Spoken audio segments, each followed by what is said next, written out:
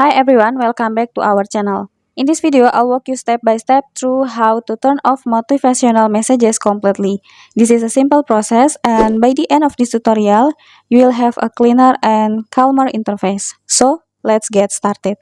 First, open the Duolingo app on your smartphone. Once you are inside the app, tap profile icon at the bottom of your screen. Now, tap the gear icon at the top right corner. Tap on it. Once you are in settings, you will find the sections label called preferences. Tap on it. Next, inside the preferences settings, look for an option that says motivational messages. Here, you will usually see a toggle switch or checkbox to enable or disable motivational messages. To turn them off, simply tap the toggle switch so it moves to the off position. To make sure the motivational messages are fully disabled, go back to your main screen.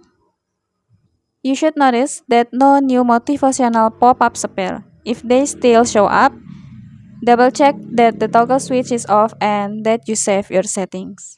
And that's it. You've now successfully disabled motivational messages and can enjoy using your app without interruptions.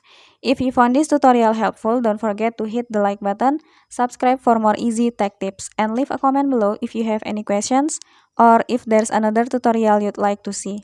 Thanks for watching and I'll see you in the next video.